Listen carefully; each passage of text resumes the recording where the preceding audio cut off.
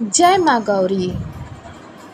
संतान की अच्छी सेहत और लंबी उम्र के लिए किया जाने वाला अहोई अष्टमी व्रत 24 अक्टूबर को किया जा रहा है। इस व्रत पर माता पार्वती की पूजा की जाती है। महिलाएं सूर्योदय से पहले उठकर नहाकर व्रत का संकल्प लेती हैं। इसके बाद पूरे दिन व्रत रखकर शाम को सूर्यास्त के बाद माता की पूजा करती हैं और इसके बाद व्रत पूरा करती हैं। कुछ महिलाएं संतान प्राप्ति और अखंड सुहाग प्राप्ति की कामना से भी यह व्रत करती हैं। चलिए जानते हैं अहोई अष्टमी की पूजा विधि। अहोई का अर्थ अनहोनी को होनी बनाना होता है। इस दिन अहोई माता की पूजा की जाती है। अहोई अष्टमी का व्रत दिन भर निर्जल रहकर किया जाता है। अहोई माता का पूजन करने के लिए महिलाएं तड़के उठकर मंदिर में जाती हैं और वहीं पर पूजा के साथ व्रत प्रारंभ होता है और शाम को पूजा करके कथा सुनने के बाद यह व्रत पूरा किया जाता है। कई जगह यह व्रत चंद्र दर्शन के बाद भी खोला जाता है। इस दिन महिलाएं शाम को दीवार पर अहोई माता का चित्र बनाती हैं और उसके आसपास सेई व सेई के बच्चे भी बनाती हैं। कुछ लोग बाजार में कागज के अहोई माता के रंगीन चित्र लाकर उनकी पूजा भी करते हैं। कुछ महिलाएं पूजा के लिए चांदी की एक अहोई भी बनाती हैं जिसे स्याऊ कहते हैं और उसमें चांदी के 2 मोती डालकर विशेष पूजन किया जाता है। तारे निकलने के बाद अहोई माता की पूजा शुरू होती है।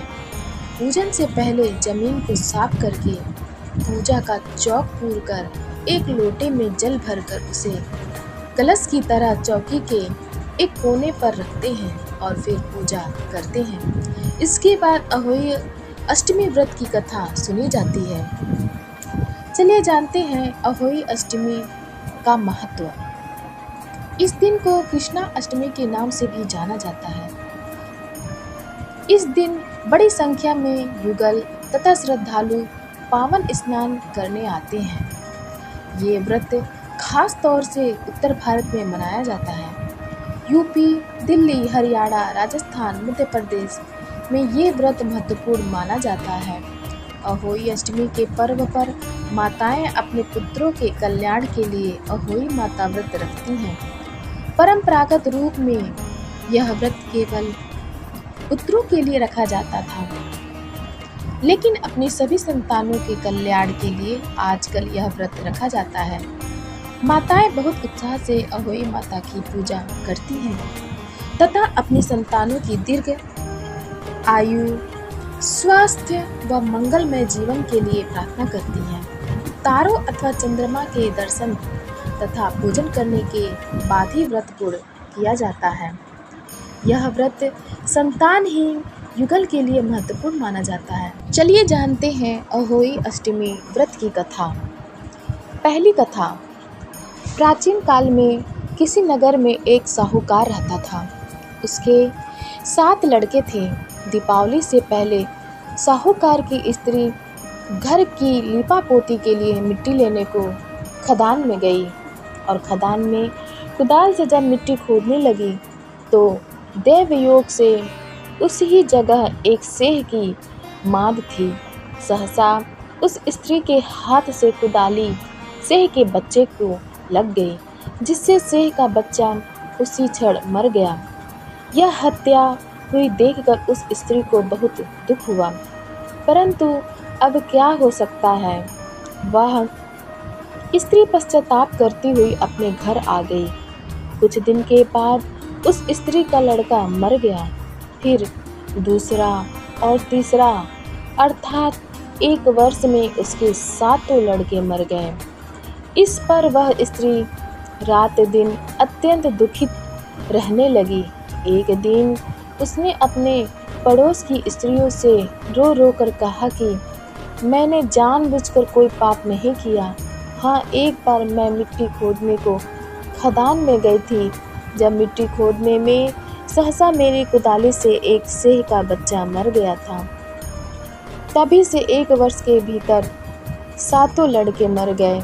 यह सुनकर उन स्त्रियों ने धैर्य देते हुए कहा कि तुमने जो यह बात हम सबको सुनाकर पश्चाताप किया है, इससे तेरा आधा पाप तो नष्ट हो गया।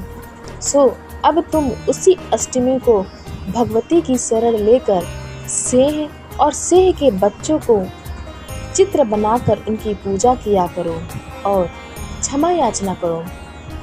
ईश्वर की कृपा से तुम्हारा समस्त पाप धुल जाएगा और तुम्हें पहले की तरह से ही पुत्रों की प्राप्ति हो जाएगी।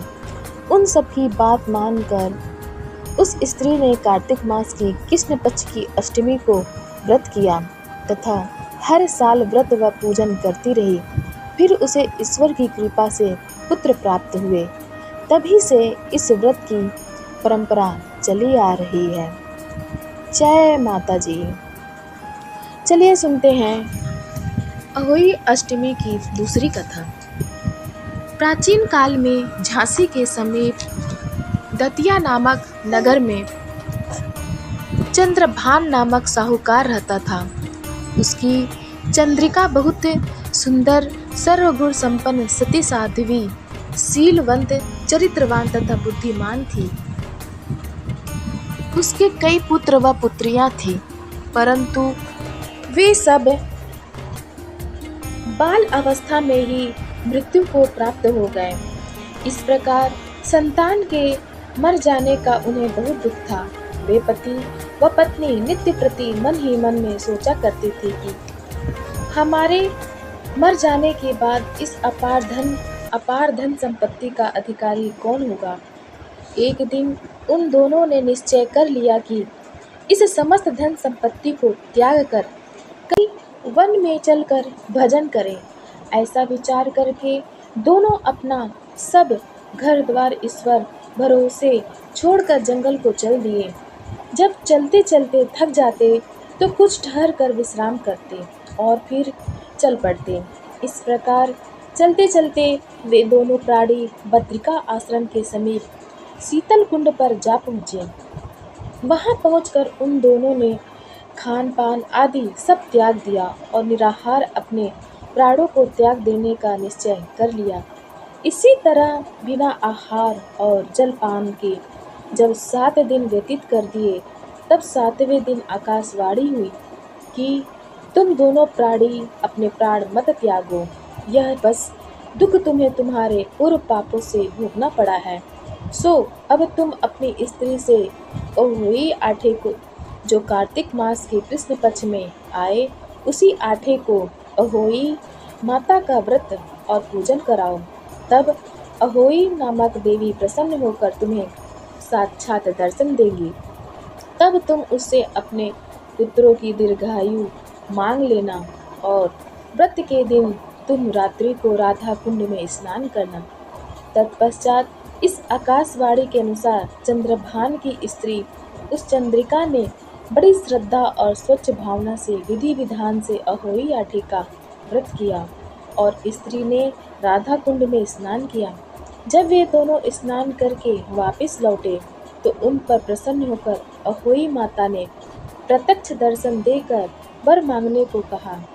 तब उस साहूकार दंपत्ति ने हाथ जोड़कर कहा कि हे माता, हमारे बच्चे कम आयु में ही मृत्यु को प्राप्त हो जाते हैं, सो आप बच्चों की दीर्घायु होने का वरदान देने की कृपा कीजिए। अहोई माता ने उन दोनों की मनोवृत्ति को जानकर उन्हें मुँह मांगा वरदान दे दिया। यह कहकर अहोई माता वहीं अंतर ध्यान हो गई। इसके बाद साहूकारनी लौटकर अपने घर आ गए और अहोई माता की कृपा से कुछ ही दिनों बाद पुत्रवान हो गए और गुणवान बुद्धिमान पुत्र पाकर आनंद विभोर हो गए। अहोई माता की कृपा से इस लोक में सुख भोग कर बैकुंठ को चले गए। जय हो अहोई माता की। चलिए सुनते हैं अहोई माता की तीसरी कथा। प्राचीन काल में एक साहूकार के 7 लड़के और 7 बहुएं थीं और एक बेटी थी। दीपावली से पहले कार्तिक मास की बड़ी अष्टमी को सातों बहुएं अपनी इकलौती ननद को साथ में लेकर जंगल में खदान से मिट्टी लेने को गईं। जहाँ से वे सब मिट्टी खोद रही थी, वहीं स्याऊ माता सेह की नाद थी। मिट्टी खोदते समय सेह का बच्चा मर गया। स्याऊ माता ने कहा कि तूने मेरा बच्चा मार कर मुझे निपुत्री कर दिया, इसलिए मैं तेरी कोख बांधूंगी। तब वो ननद अपनी सातों भाभियों से बोले कि तुमसे कोई मेरे बदले में अपनी कोख बंधवा लो। 6 भाभियों ने अपनी कोख बंधवाने से इनकार कर दिया, परंतु छोटी भाभी सोचने लगी कि यदि मैं अपनी ननद का कहना नहीं मानूंगी तो कहीं सासू जी मुझसे रुष्ट न हो जाएं।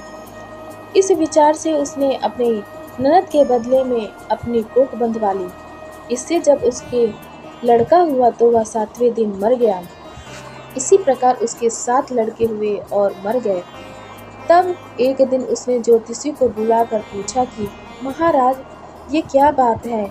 मेरी जो संतान होती है वो 7वें दिन मर जाती है, सो इसका क्या कारण है? तब पंडित जी बोले कि देवी, तुम सुरही गाय की पूजा किया करो, क्योंकि सुरही गाय स्याऊ माता की भाईली है। वो तेरी को छोड़े तो तभी तुम्हारा बच्चा जी सकता है। इसके बाद से वह बहू नित्य प्रति प्रातः काल उठ करके चुपचाप सुरही गाय के नीचे सफाई करके अनेक प्रकार से सेवा खिदमत करती।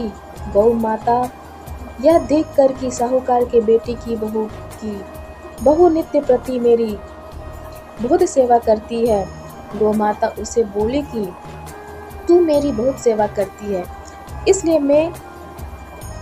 मेरी आत्मा तुमसे बहुत प्रसन्न है, इसलिए मांग, मुझसे क्या मांगती है? साहूकार के बेटे की बहू बोली कि स्याऊ माता तुम्हारी भाईली है और उन्होंने मेरी कोख बांध रखी है, सो आप कृपा करके अपनी भाईली से मेरी कोख खुलवा दो। उस दुखियारी की यह बातें सुनकर गौ माता बोली, अच्छा। एक दिन गौ माता उसे सात समुंदर पर अपनी भाईली के पास चल दी। मार्ग में धूप बहुत कड़ी पड़ रही थी, सो वे दोनों एक पेड़ के नीचे छाया में बैठ गई। थोड़ी देर में वहां एक सांप आया और उसी वृक्ष पर गरुड़ पंखनी ने बच्चे दे रखे थे। वह सर्प उन बच्चों को डसने लगा। तब साहूकार की बहू ने उस सर्प को मार करके ढाल के नीचे दबा दिया और उन बच्चों को बचा लिया। थोड़ी देर में गरुड़ पंखनी आई तो वहां खून पड़ा देखकर साहूकार की बहू के चोंचे मारने लगी। तब वह बोली कि मैंने ही तो तेरे बच्चों की सर्प से रक्षा की है और तू मेरी ही दुश्मन हो गई। साहूकार की बहू की बात सुनकर गरुड़ प्रसन्न होकर बोली, तूने मेरे बच्चे बचाए हैं, इसलिए मांग, क्या मांगती है? वह बोली कि हमें 7 समुंदर के पार स्याऊ माता के पास पहुंचा दे। तब गरुड़ पंखनी ने उन दोनों को अपनी पीठ पर बैठाकर लंबी उड़ान भरकर उन्हें 7 समुंदर पार स्याऊ माता के पास पहुंचा दिया। स्याऊ माता अपनी भाईली गौ माता को देखकर बहुत प्रसन्न हुई और बोली कि भाईली, आज तो बहुत दिनों में मिली है। फिर बोली कि बहन, मेरे सिर में जुएं बहुत पड़ गई हैं। तब सुरही गऊ बोली कि मेरे साथ मेरी भक्तिन आई है, ये तेरी सब जुएं निकाल देगी। आज्ञा पाते ही साहूकारनी ने स्याऊ माता की चुन चुन कर सब जुएं निकाल दी। स्याऊ माता बोली कि तूने आज मुझे बहुत आराम दिया है, इसलिए मैं तुझसे प्रसन्न हूँ, सो आज जो चाहे सो मांग ले, मैं तुझे दूंगी। तब साहूकारनी बोली कि वचन दो तो मांगू।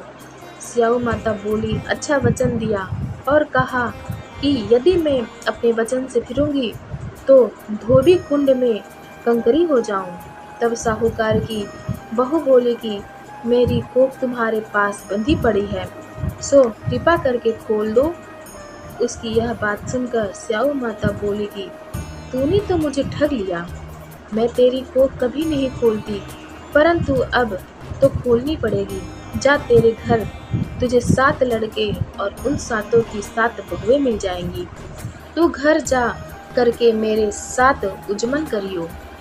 7 अहोई बनाकर 7 कढ़ाई कर दीजो। यह सुन जब वह लौट करके घर पहुंची तो वहां 7 बेटे और 7 की 7 बहुएं घर बैठे मिले। यह देखकर वह बहुत खुश हुई। तभी उसने 7 अहोई बनाई और 7 उजमन किए तथा 7 ही कढ़ाई करी। दिवाली के दिन उसकी जिठानियाँ कहने लगी कि जल्दी जल्दी अपनी चौका पूजा कर लो, अन्यथा छोटी बहू बच्चों की याद करके रोने धोने लगेगी। थोड़ी देर में उन्होंने अपने बच्चों से कहा कि चाची के घर जा कर के देख के आओ कि आज वो अभी तक क्यों नहीं रोई। बच्चों ने आकर कहा कि चाची अहोई बना रही है और वो तो खूब उजमन कर रही है। यह सुनते ही उसकी जेठानियाँ दौड़कर उसके घर गईं और जाकर कहा कि तूने अपनी कोख कैसे छुड़वाई है।